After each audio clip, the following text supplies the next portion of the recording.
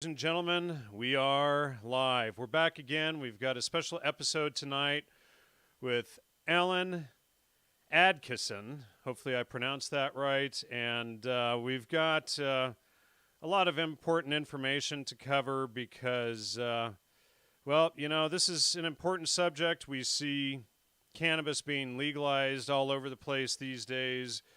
Hemp was legalized recently by President Trump. And we've got, cannabis is all the rage these days. And is it really all the rage? Is it really as great as we're told? I think Alan already lost his signal there. Now, Alan is off of the, there he's back again. Alan is off of the grid, so he is coming in strictly by his phone. That's the only connection he's got. So we may have a few drops today. We're going to have to deal with it, but we've got really important information. Alan and I have mutual friends, a lot of mutual friends. Of course, I was the Inland Empire coordinator for the California Hemp Initiative back in the day. I also ran the Hemp Initiative up in Butte County. I was also part of Proposition 215 to legalize medical marijuana back in '96. And Alan, you're a part of the whole movement as well. And you know Eddie Lepp. I have known Eddie Lepp for years. You knew Jack Hare, of course. I was friends with Jack for 18 years and threw dirt on his grave, all of that good stuff. So anyway, Alan, welcome to the show. You there? Hey, thanks for having me, Jan. Yeah, thank you for having me, Jan. Yeah, and let's just start diving into this stuff. We've got quite a bit of material to cover, and there's the first drop. Of course, it was fine for the last 10 minutes or so. There he's back again. But what I'm going to do and I'm going to read this quote. This is from Louis Jolyon West's book, Hallucinations and Its Behavior, Experience, and Theory. I've read this quote that I'm going to read before. This guy was one of the CIA's doctors worked directly with Aldous Huxley. And he says the role of drugs in the exercise of internal political control is also coming under increasing discussion. Control can be imposed either through prohibition or supply. The total or partial prohibition of drugs gives government considerable power because the mechanisms necessary for controlling drugs can provide leverage for other types of control. An examination would be the selective application of drug laws permitting immediate search or no-knock entry against selected components of the population, such as members of certain minority groups or political organizations.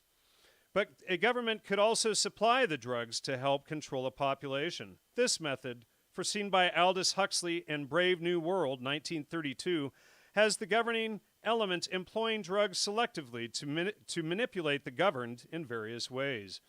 A country that requires maximum effort from its total workforce, e.g. China today, must take stern measures to eliminate all drug use, but a more affluent nation can afford to tolerate large numbers of drug users in various circumstances. To a large extent, the numerous rural and urban communes, which provide great freedom for private drug use and where hallucinogens are widely used today, are actually subsidized by our society. Their perpetuation is aided by parental or other family remittances, welfare and unemployment payments, and benign neglect by the police. In fact, it may be more convenient and perhaps even more economical to keep the growing numbers of chronic drug users, especially of the hallucinogens, fairly isolated and out of the labor market with its millions of unemployed. To society, the communards with their hallucinogenic drugs are probably less bothersome and less expensive if they are living apart than if they are engaging in alternative modes of expressing their alienation, such as active, organized, vigorous political protest and dissent. Meanwhile, the communards themselves use drugs like cannabis to foster social stability in a setting of relative non-governance. When tensions or hostilities arise, marijuana or hashish is quickly produced and passed around. The anger literally goes up in smoke. The hallucinogens presently comprise a moderate but significant portion of the total drug problem in Western society. The foregoing may provide a certain frame of reference against which not only the social but also the clinical problems created by these drugs can be considered. So, that really summarizes it. And when you think of, them supplying and banning drugs for social control, of the population, it makes a whole lot of sense. And most people just think, hey, it's great that cannabis is legal now. In California, we've got legalized, it's not just decriminalized, but legalized marijuana. The whole country has legalized hemp now. And, so most people, and there's people in the chat that think it's a wonderful idea. But is it really? And, and it's like I see somebody in there, cannabis, mushrooms, yay, mushrooms. I've exposed this many times in the past, were used by the Aztecs to prepare their victims for human sacrifice. So, we can see, and I've exposed through the CIA's MKULTRA Subproject 58, headed by Gordon Wasson, that mushrooms were promoted by the CIA for this same type of social engineering and control. And I've written several articles on this. And thanks, Dashing Rogue, very quickly threw up a super chat. I do weed all the time. I hope to get to learn from something from this. Thanks, Jan. Keep up the good work. That which can be destroyed by logos should be. Now, I used to smoke. I don't anymore. I haven't used it for a while. And in fact, went back in the day, I used to smoke live on the air on occasion. But so, where do you want to begin here, Alan? We obviously have quite a bit of research to cover here with the whole MKUltra and cannabis thing. Well, Jan,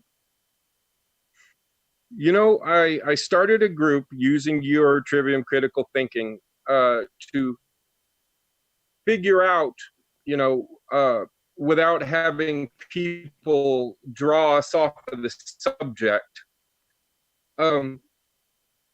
what are the problems? Some of the problems with today's cannabis, and not just the cannabis, all of the suggestogens, aka entheogens, to me, what they all have in common. Thanks for using my word there. Go ahead. What they all have in common is at one time people found them useful, but then the government or these corporations have offered you sterile versions of these, which I know this sounds weird, but only get high. They don't get stoned. I say that because a plant can uptake a mineral, but it can't. You know what, Alan?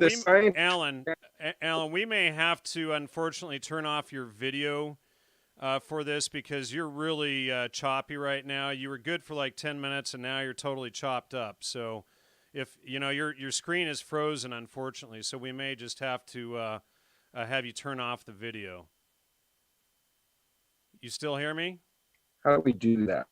You just hit the button. Yeah, I can hear you. Okay, well, let's, as long as you can hear right now, you're frozen. I hope I don't have to interrupt you too much. What's that? Does that work for you now? Is your video off? Yeah, I turned it.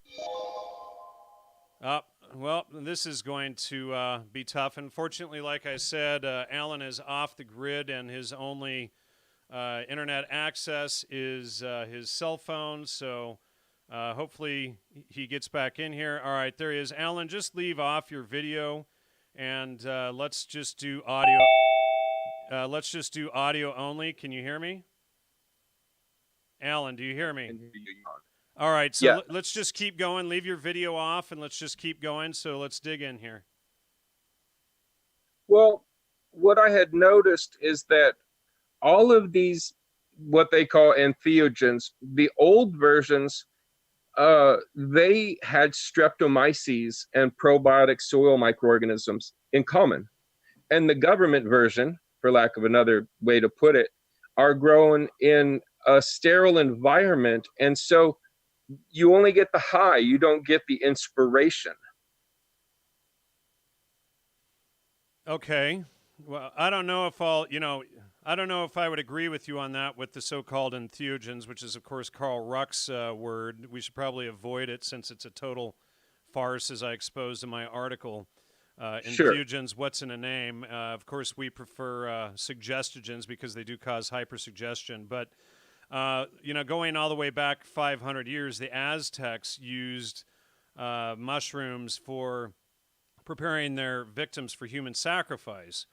And that can be found in the Florentine Codex and in Diego Duran's work and in the mycologist Singer's work, which eventually I'm going to get that article finished. I've got a lot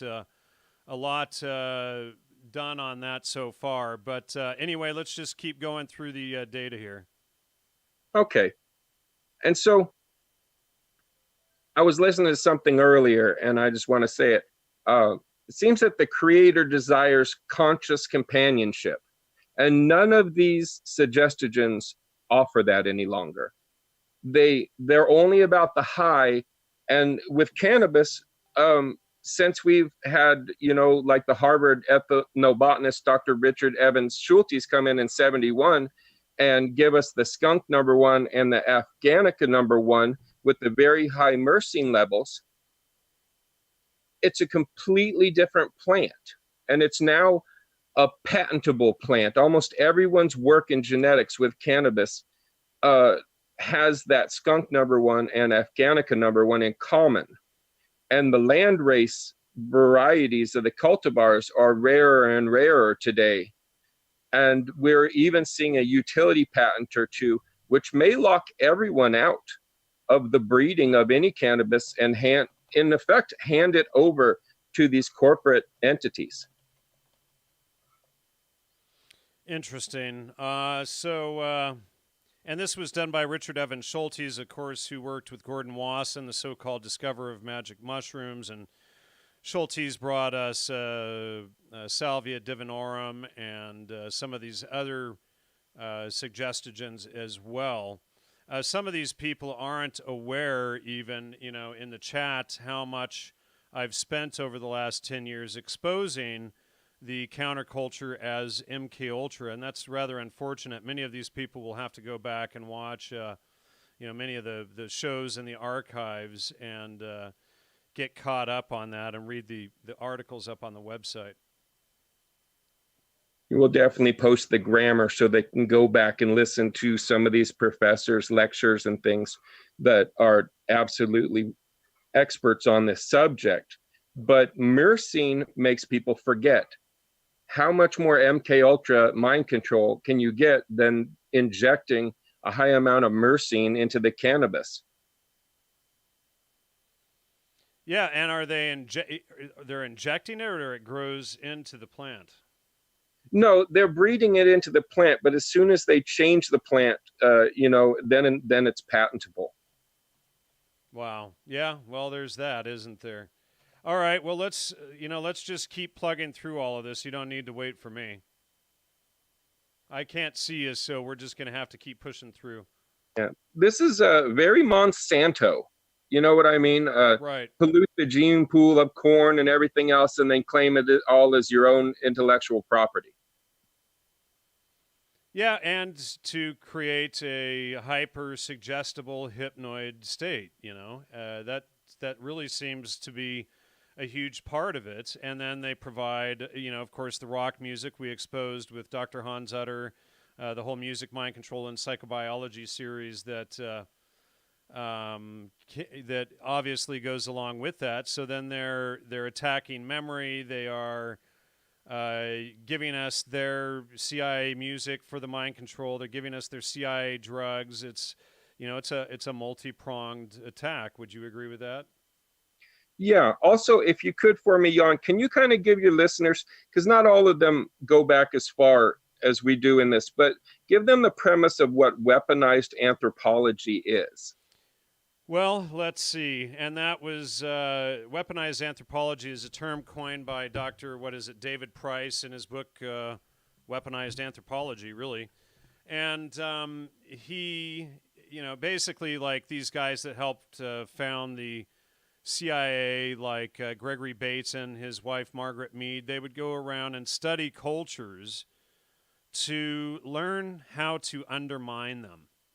And then what they would do is they would take what they learned by studying other cultures, let's say, different Siberian cultures or South American cultures, indigenous cultures, etc., and they would apply it to us. And not only that, weaponized anthropology, anthropology can be used against our own culture as well. So they'll study us, and then they'll use the knowledge that they've learned to figure out ways to undermine us. So one of the ways that they learned, and, of course, Aldous Huxley spearheaded, with his work leading the CIA's MKUltra program through his book Brave New World, was to get everybody hypersexualized on drugs and promoting antinomianism, which is refusing to follow the moral law per Christianity, and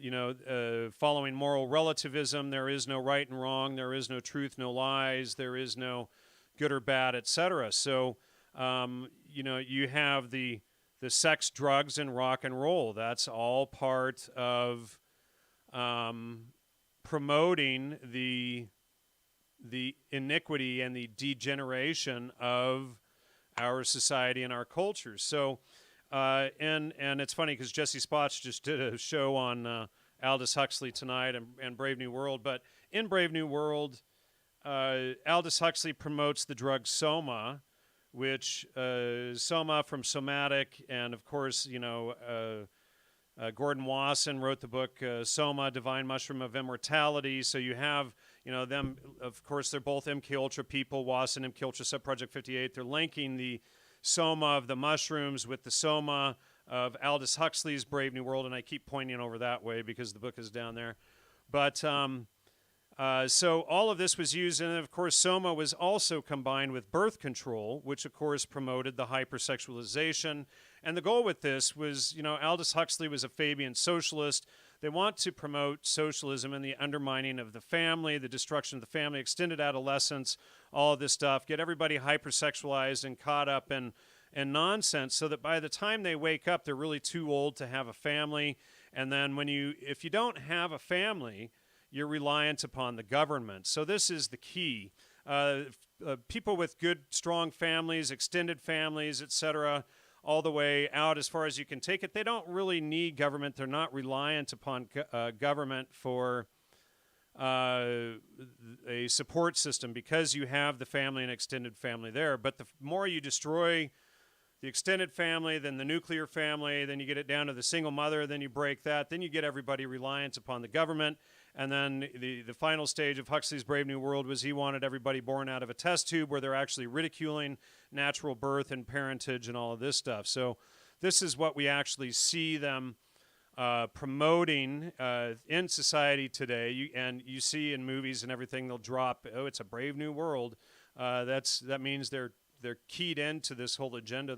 They're selling part of the CIA and MI6's agenda to undermine society through the promotion of drugs and all of this. So cannabis obviously falls into this entire agenda. It creates that hyper-suggestibility, which is why I coined the word suggestogen in 2014. And it, like I read that Louis Jolyon West quote a bit ago out of this book, he, it rather than having vigorous protest and dissent, it gets people to light up a joint and forget that they were upset. And of course, and then I'm going to wrap this up, hand it back over to you. Of course, today we have these waxes and extracts that are far, far stronger than what was, available even, 5-10 years ago. So, and the CI did, in fact, study cannabis for MKUltra, and now we can see it. The biggest problem with MKUltra was getting people to self-administer the drugs when they were called hallucinogens or psychotomimetics, meaning mimicking psychosis. People didn't want to take them. So guys like Gordon Wasson, Carl Ruck, Jonathan Ott, etc., they created terms like entheogen, and then Aldous Huxley, Humphrey Osmond, John Smythes, et cetera, created the term psychedelic or mind manifesting to get the youth to self-administer the drugs. And then, today we have people calling for the legalization of all of these drugs for their own dumbing down and their own hypnosis. Jan, they say that anytime the government does something, there's always three purposes. You know what I mean? Yep. To me, when I sit back and I look at this, opioids are no longer going to be popular. They're being shut down by the government. It will move over like it did, previously in history, when they went from opium to aspirin and things like that. It's going to move to cannabis. And I think that one reason is they wanted to, of course, corner the medicinal market and any possible drugs that they could synthesize from it. I think another reason for what they're calling legalization is to persecute those still growing it themselves, and even in their own backyard through utility patents. Another thing would be to take and seize properties with fines for ecological impact. All these things are already on the book. And also guns and cannabis. Give the people cannabis for the gun confiscation. Absolutely. I saw that agenda several years ago, and in fact, down here in Southern California, they've even ruled that if you smoke cannabis, even though cannabis is legal, you cannot own a gun. And you are on a red flag list. Yeah. So, yeah, I mean, it's all part of the agenda. And so while a lot of people were really, my friends even were wanting cannabis legalization, I saw these pitfalls coming. And also, I never thought there should have been a talk of legalization without the talk of remediation. These farms are going to be gross polluters because of the synthetic fertilizers and the methodologies, which are basically nothing more than conventional agriculture. So instead of this plant, they promised us that these leaves from the tree of life would save the nations. If we allow this to go down, it will be the opposite. Right, and of course, my being one of the key people in the California Hemp Initiative, when you see all of this, obviously when hemp was used for this stuff in the past, they didn't have so many chemicals and pollutants involved in it, but, we're not, the infrastructure isn't even there really to produce all of that, except for maybe hemp clothing and hemp seed for eating. Some of the people can use the hulls for making hemp cement or whatever, but the infrastructure really isn't even there to be able to produce these so-called 50 or 60,000 products that we can supposedly make from it. And then how much of the farmland is going to be diverted for growing hemp, and is it necessarily a good thing at this point? I mean, I could run down the whole list of all the things that, I stood in front of grocery stores for years gathering signatures and giving the whole spiel that, I'm sure it too from Jack Herer about, hemp for paper fiber fuel and all of that stuff, and how nobody's ever died from it and yada, yada, yada, and how it's so much better than alcohol. But is it, really, when we can see how much more subtle it is in its use for a system of control? It's no longer the plant that we grew up with. It's completely changed. And I also think another reason why they're doing what they're doing, especially up here in the Emerald Triangle, so much of our economy up here is based off of this. And what's going to happen is that, say Mendocino, with cannabis, our people being locked out of the production of it, it's going to go back to being the #1 welfare county in all of California very quickly. Wow. Well, and then you think, and somebody else just posted this, and thanks for mentioning it. what did they say here? Anyway, somebody just posted, I used to smoke weed, such a waste of money and time. And when you think about it, if you take a 10 or 15-minute smoke break every day for 30 years and you factor in the cost of the money that you spend on the weed and the time, let's say 30, 45 minutes a day over 30 years or whatever, that's a significant amount of wasted time and money that could be going to more productive behavior. Well, and I would add to it that, when you grow a cannabis plant with a synthetic fertilizer, you're aggravating that plant. That's why so many of the different cannabis strains kind of have a similar background smell. It smells a lot like when it's done poorly, an aggravated plant smells kind of like Raid fly spray, and that's on purpose because the plant is calling out to the bugs to come and cull it because it knows it's no longer natural and it shouldn't be part of the gene pool. And like these kids up on the hill around here say, if you smoke an aggravated plant, you're going to be an agro-human. So like you were saying, you were having problems with the smoking of the newer cannabis, especially because it was aggravating you, and it was. Well, yeah, it's supposed to, people these days, they claim to use it for anxiety and stuff, and then you find that it causes half, 3/4, 90% of the anxiety you're supposed to be treating with it. And then, people use it to treat cancer and all of this stuff, and I have interviewed Rick Simpson, the creator of Simpson Oil and all of this stuff. And sure, it has some use, but if you're eating grains and wheat and sugar and still, and then, using cannabis to fight the cancer, but you're eating these inflammatory foods that cause cancer, there's not really much benefit to it. And you see all of these cannabis treats, like the brownies and the Rice Krispie treats and the lollipops and all of this stuff that contain grains, that contain sugar.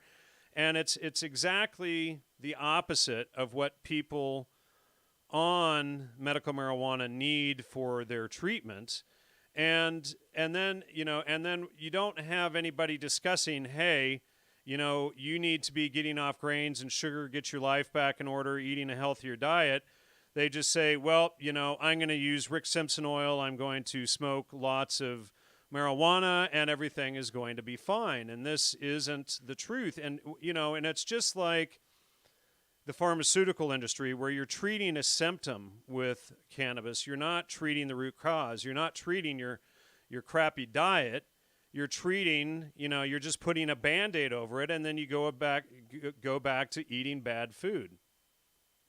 So I met with Rick Simpson, and I asked him, I said, because he had mentioned RSO, that Rick Simpson oil kind of being biblical, and I said, well, it certainly is not holy anointing oil. So you tell me, where does it fit into the Bible? And he said, Alan, it fits into the Bible as holy incense, to be burnt at all meetings inside the Holy of Holies. And I was like, tell me why? Why would you use the naphtha as your solvent? And he said, well, that's biblical too, because at the time, Pharaoh had cornered the lampa oil market with, raw crude naphtha. And that's what everyone had laying around as a solvent. And so that's what they made it with. And I said, well, before he had cornered the market with the lamp oil, what went into the lamps? Well, the answer seemed to be that it was a better grade of cannabis oil that went into the lamps before that. So this MKUltra thing goes way back before 1970, 71. It goes into the nutritional realm that you spoke of so much. Well, I have a lot of questions about Chris Bennett's work as well, and the whole Cannabis connection and all of that too. So I don't quote Chris's work. I'm just talking about talking with Rick Simpson personally. Right. Which Chris is probably where Rick got that from, but and then he got it from Sula Bennett, et cetera. So Do you want to get into the differences between cannabis pre-70 and now, or should we dive into some of the brain database connections? No, let's jump into that because I found that very interesting, and I think that the group will too, when they can actually see the bell curve, what we're talking about. All right, so let me pull that up here. Let's see here, make sure I've okay. So, and I am showing. I don't know if you had them numbered, but I'm showing the first one. It says traditional land trace plant population evidences neutralized balances of chemicals, THC, CBD, 50% even on either side there. Therapeutic cannabis cultivars evolved to a balanced whole plant 1-to-1 ratio, THC to CBD. And this is all from Jeffrey S. Block, MD, from nurturingnature.com. And what school does he teach at? He is also a let me see here. He is was a professor of anesthesiology, I believe, at Florida State. Okay. And then, so here we have modern plants has been hybridized into varietals with THC, CBD chemotypes. And then, so he's just showing here it's going over to CBD.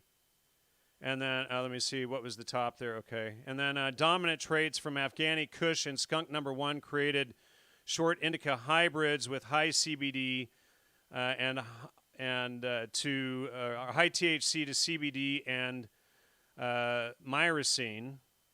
And then, how do you pronounce it? Myrcene. Myrcene. All right. And then let's go on to the next image here. And so dominant traits from Afghani to skunk number 1 created short indica hybrids with high THC, CBD, and then myrcene. And, so we see THC going through the roof and, CBD down below. Unbalanced THC has side effects.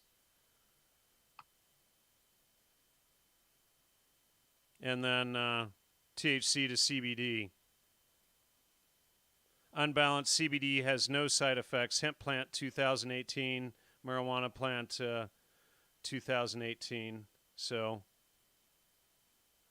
pretty interesting there. So we can see this, how it's been intentionally altered. And then how about we go into some of the database material now? You want to hit that yet? Yeah, let's see where Dr. Richard Evans Schultes fits into there. All right. Well, yeah, let's do that. And I want to get into Ethan Nadelman and these guys, so remind me. And I've got him up there on screen. Of course, he was part of Prop 215, George Soros. Ethan Nadelman was London School of Economics, Princeton University. Actually, I'll just cover this right now, and then we'll get back over to Schultes. London School of Economics, of course, Gordon Wasson was also there, MKULTRA, Subproject 58. David Rockefeller, George Soros, all these people were over there. So here's Ethan Nadelman over there at the same school with George Soros, who funded California's Prop 215 for medical marijuana in 1996.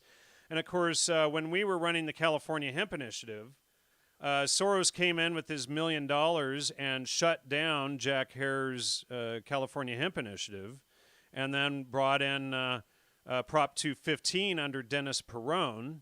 And I've heard stories of Dennis actually admit that he's CIA from people that lived at his place, who also lived at Eddie Lepp's place.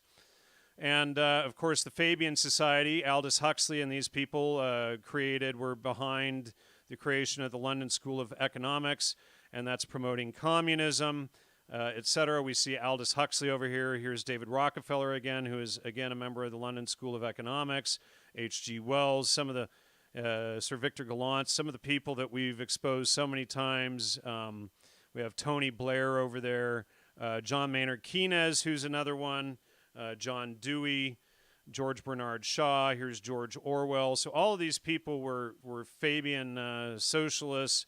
That, again, created the London School of Economics. That brought in George Soros, who funded, not only like groups like the Tavistock Institute and MAPS, the CIA front that promotes psychedelics these days, and legalizing mushrooms and all this stuff.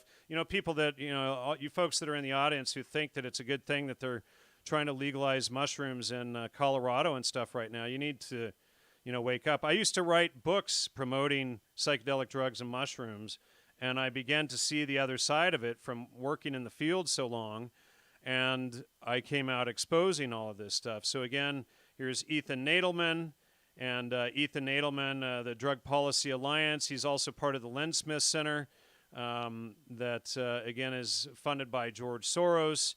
And so we begin to see these tying, these groups tying in together. And, they're not necessarily good if we just, look at surface value. So Lawrence Rockefeller promoted Prop 215, John Sperling, George Soros, George Zimmer, and here's Dennis Perone up here. And we have Jack Hare over here. His movement was essentially thwarted, which was the California Hemp Initiative, and that was started by him and Captain Ed Adair and George Clayton Johnson, whom, all of these guys, except for Captain Ed Adair, we were friends with. So we knew these people. I threw dirt on Jack Hare's grave. George Clayton Johnson died 2.5 years ago at Christmas time. He's the author of Logan's Run. That hasn't come up for a few hours. And he was, friends with guys that wrote, Fahrenheit 451. And it fits into the, Logan's Run fits into the whole Brave New World, 1984 theme that we've already been covering. So let's get into Richard Evans Schultes here, and then let's see. Can I just weigh in one Absolutely, second? go for it. Go ahead. I find it so funny that when we look back on this, we thought that 215 was a blessing because it was kind of poorly worded, wouldn't you agree? So we thought it gave us some loopholes. But now I'm kind of looking back on 215 and my involvement in it and how it was poorly worded. And I'm thinking, and I want to hear your thoughts on this. Was this poor wording actually, like, intentionally a slippery slope to take us where we are now? Probably, and I haven't read it for, 96. I mean, it's been over 20 years since I've even read the thing. But I was at the hemp office when Prop 215 was rolled out, and that was, in Van Nuys off of Sherman Way or whatever. And I remember Jack, which, he often went through the office screaming at the top of his lungs, but he was absolutely furious with Dennis Perone and with some of these other guys when they rolled out Prop 215. Jack wanted full legalization. He wanted to get people out of prison. And the reason why Prop 215 was rolled out, it was basically for the homosexuals. They didn't want to get anybody out of prison. They didn't want to legalize industrial hemp, et cetera. And in fact, a few years ago when hemp was brought up for legalization, it was the growers along with the law enforcement community that fought against its legalization. I'm sure you can speak to that.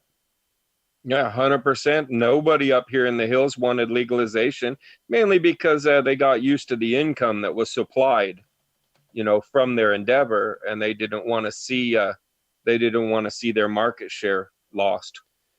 Yeah, and instead of seeing, okay, well, we can get these people out of prison, we could, what they're more worried about is the profit share rather than, hey, we could be selling it in stores or whatever, which was the original goal, I think. You might be making far less per, quarter ounce or whatever, but, there was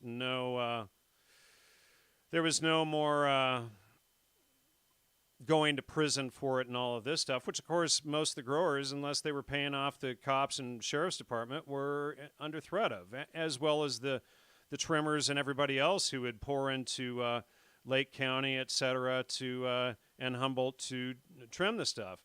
And thanks to Chadcast for the super chat. Everybody, thanks for your donations and support. I think we've only got $10 for the night so far, and we're 40 minutes into the show.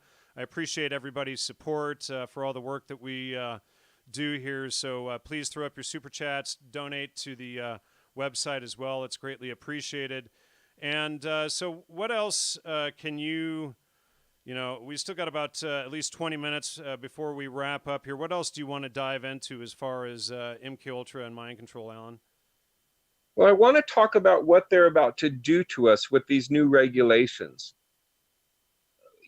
As natural farmers, people who farmed in the same manner as our ancestors, they're taking that away from us, especially in this market, because we depended on things like the scientific law of competitive exclusion. That's where the compost teas and things come in, emulating nature, making sure the powdery mildew and the different pathogens are outcompeted by, like, say, the lactobacillus and things that came from the cows and were in the manure. As this new testing comes around, they have given us no way to provide a secondary test if our product comes up and fails for having a fungus or mold or something. They don't differentiate something like a probiotic streptomyces or lactobacillus. They just give you a fail on your test. At that point, the entire crop has to be destroyed. So Philip Morris, whoever these entities are that are coming in, are going to supply the market, and they're going to be pretty much the only people pretty soon that are going to be able to supply the market, because you're not going to be able to grow it in the traditional fashion. Yeah, and people say, well, why do we have cannabinoids if we shouldn't be smoking weed all the time, or cannabinoid receptors? And it's like, well, I like to put it this way. Yeah, sure, our bodies produce these things and whatever, and we can use them on occasion. But, when the fight comes, should you be high out of your mind on indica bud, or should you be ready for the fight? And and let's think of this. Those cannabinoid receptors were in our body far, far longer ago than 7,000 years ago. That's when the cannabis hit the scene. So our bodies were already making those cannabinoids and things. That plant wasn't even around, for our body to have it. Well, at least not the pure stuff. I mean, it was full of seeds, and it was, maybe a quarter to 1.2% THC, and now it's, even most of the buds today are 20 to 25% THC and or CBD, et cetera, and it's nothing like it used to be. And when we fought for legalizing this stuff, we didn't, we weren't thinking about waxes and this stuff. I saw somebody do a hit of wax about 5 years ago, and they were out for a solid 24 hours, could not wake them up. Wow. Is that really what people need to be doing? I mean, how much more knocked out could you be, really? I mean, LSD lasts 8 hours, mushrooms 4 hours, knocked out for 24 hours solid. I personally have seen people pass out from hitting a dab pipe and fall through a countertop. That is my Great Dane. I must apologize. Hey, wake up. I have pulled a young man in Denver out of the way of a bus that was smoking a vape pen. Like, he walked right out in front of the bus. We had at the same event someone fall off of a balcony, at the hotel. So when we say it's not the same plant today as it was that especially our parents, smoked, we just showed the proof of that with those pictures, the following where this plant has gone. And I'm not saying it's a really bad thing, but I'm saying I think that the reason that it is what it is today is pretty easily seen as what they're going to do. We mentioned earlier, they're going to say, oh, by the way, here's our doctor, here's our botanist who put these high myrcene loads in these, and almost everything you guys have today, we can trace it back to that. And so, they're going to take the entire market for themselves. I'm not joking. They are going to try to take the entire market for themselves. It's going to be the same thing that Monsanto tried to do with their GMO corns.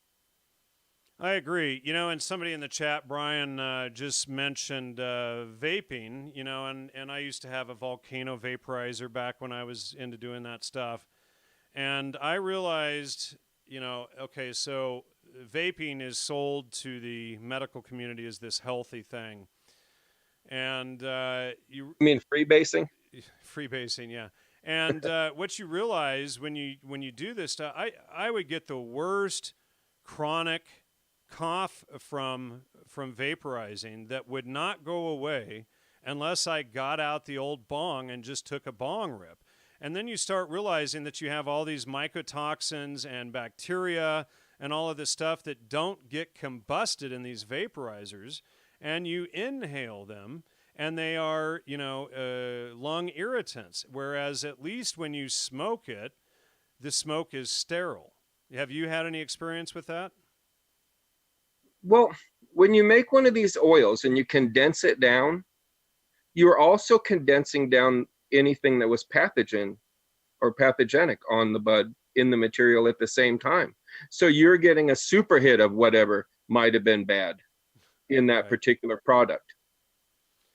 Right. So I was just looking to see if I could find any of the old photographs. I had Jack Hare on the show way back in the day, but it's like, Jack used to come over to my house and hang out, and I got photos in front of me here with Jack and my son way back in the day, but it's like, okay, were we sold a bill of goods? Are we benefiting from this stuff? Is being high through life and doing all that really beneficial? Is it adding anything to our lives, or is it taking away? If we're, I already mentioned earlier, if we're spending, 45 minutes a day, times 365 days, times 30 years smoking the stuff, how much time have you wasted in your life that could have been, put to something more productive than sitting around?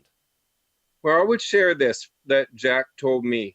He said, Eddie and I and Jack were sitting around one day, and he goes, "It seems to me that today marijuana is an idiot-driven market." And I said, "Why would you say that, Jack?" He goes, "Because the effect that today they want from the marijuana, the lethargic, couch lock, you got that from hash in the previous times. You smoked the flower to be so that it would be uplifting and energetic, more that sativa effect that we knew in the old days." Yeah. And so he said it was an idiot-driven market because they were making us grow flower that would affect them like hash. Yeah. Yeah. I mean, you didn't smoke hash all day long. You know what I mean? You didn't even attempt that. Keep going while I'm looking for, some of these photos, It's like, they used to have these underground cannabis cups and stuff in LA before it was legalized, and to what benefit, really? Okay, so now it's legal, yay. And what have people honestly benefited? Is your life significantly better now, I think that maybe it is for a lot of the cultivators that came into it when the money was an easy 3-to-1 return. There's a lot of people who may have never owned their own property or their own house and had it paid off if they wouldn't have had the influx of cash. I mean, in effect, we were kind of like kulak farmers in the Ukraine before, and now the Bolsheviks are coming. Yeah, anyway, I'm just wondering if there was any benefit to any of it really in hindsight. I mean, I've got photos here. Here's Keith Stroop and me back in the day, from Normal, Eddie Lepp, all these people there at these events that we used to go to. And, here's Ed Rosenthal, and, it's like, me and Eddie Lepp, all these people, I still don't think Eddie and I still don't think that Jack Hare were on the wrong side of this thing intentionally.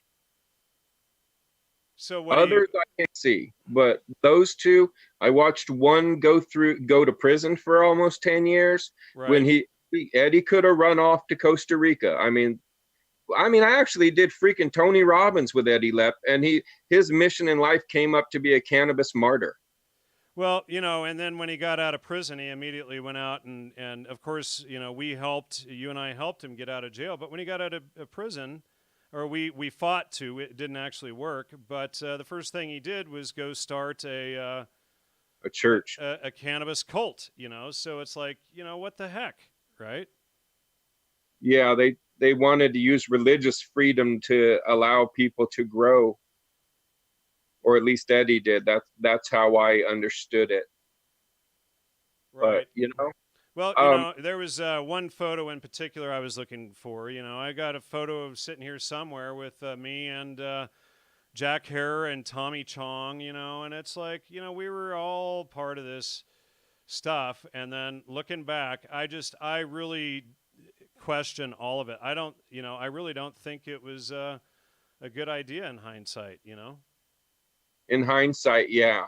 It's like you raised up a child and you sent him off to college and he came back something totally different than you would have hoped. Yeah, he came back like, destroying, millions of people's lives and being promoted as, a hero or something. So it's like, yeah, I hope I and just to get an idea, folks, I'm just going to show this on the screen really quickly. This is Eddie Lepp's crop from his property back in the day. This entire field here and these tents here were the guards who took care of the crop. But this entire field here was all marijuana. And,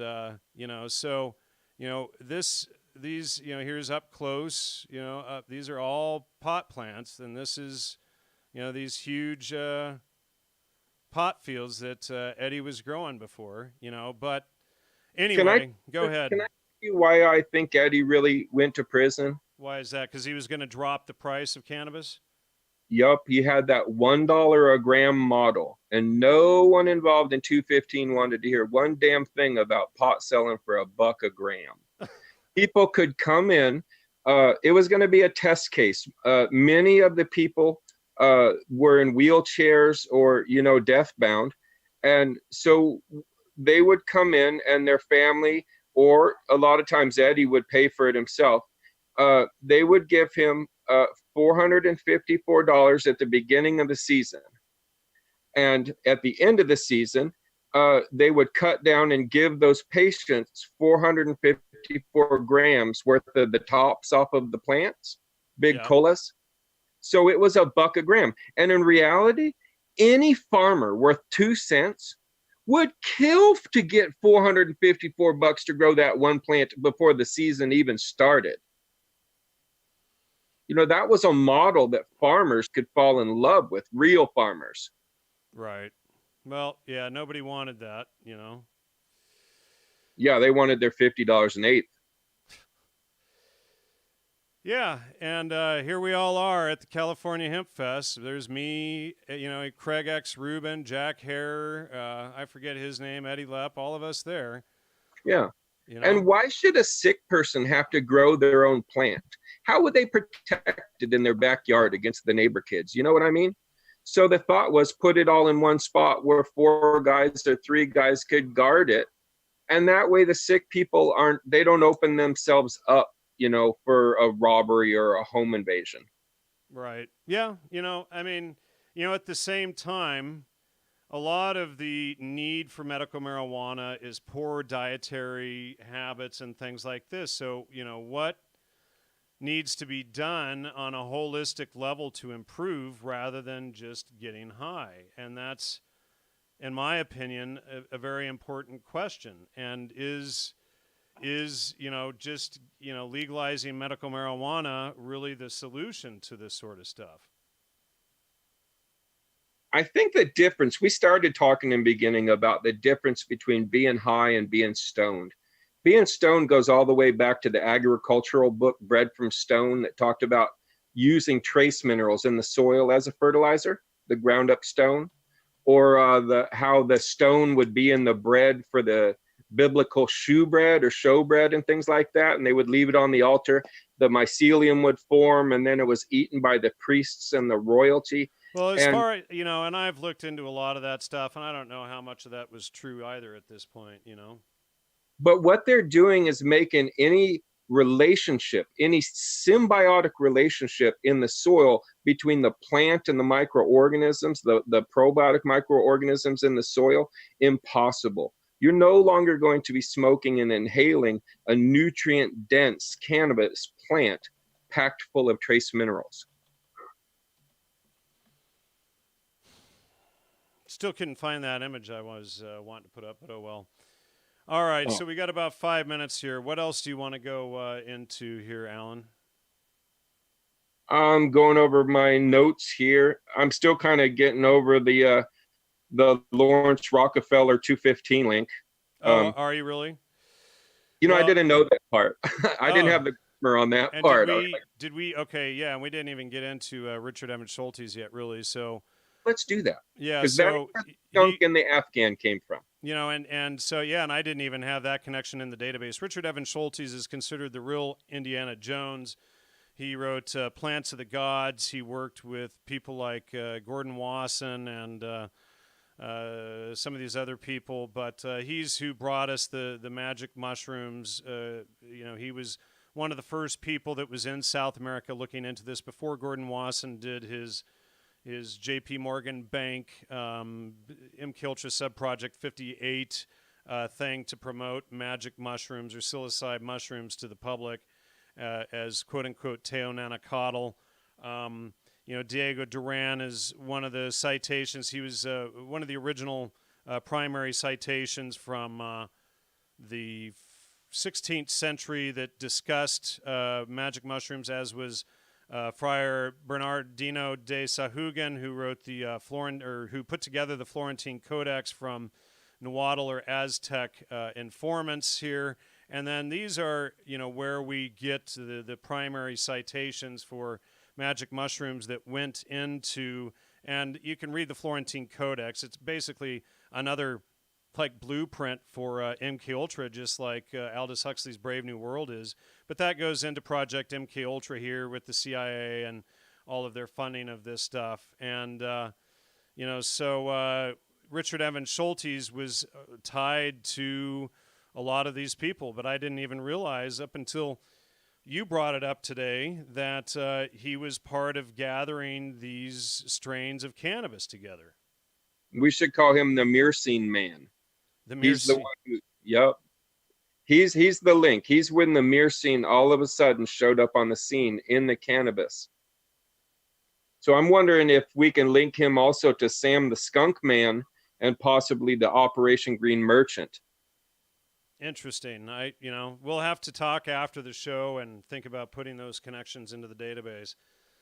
And here is all of us together at the Champs show out in Vegas. I think this was 2004. That's me, Jack Hare.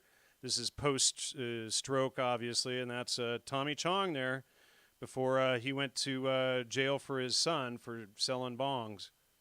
So, right in the middle of this crazy cannabis movement, for what it's worth, and now again today, in hindsight, I'm not necessarily in support of it anymore. I don't smoke anymore. I don't do any of that anymore. I'm not sure that there was any life benefit from doing it and being a part of it. Please support the show, folks. Of course, we survive on donations. There's almost 200 of you in there tonight, and we've only made $10 in donations tonight, I think. So please support the show. Please show your love. We really appreciate any help. And, Alan, do you have any other goodies that you want to throw out before we wrap it up here? Yeah, I will be posting this also to the Probiotic Farmers Alliance, and we have almost 30,000 people in there. Guys, I want you to donate to this show, because without Jan and his teaching us the trivium critical thinking, we would not have the group that we have today, and we wouldn't be where we're at today. So we owe you, Jan. Well, thank you. And you know what? Why don't you turn on your video here for the last minute or two, since we're just wrapping up here? I think we can survive it. Can we survive it? There we go. We can survive it there for the last couple of seconds for the show here. So Anyway, Alan, it's too bad we had to turn off your video since you're off the grid for the show. But show your face at the beginning and end. David Johnson's asking, what is MSM? That's mainstream media. But please support the show. Greatly appreciate everyone's help and support and donations. Please check out the website, logosmedia.com, and throw up your, you can send donations there. You can subscribe through Patreon. You can send Bitcoin donations, etc. We appreciate everybody's support. Hopefully, at minimum, we've given people something to think about regarding cannabis, from two people who were heavily involved in the legalization movement with, Prop 215 and the California Hemp Initiative and, Jack Hare, Eddie Lepp, the whole thing. Was it, in hindsight, really a good thing? And now that it's legal, I don't know.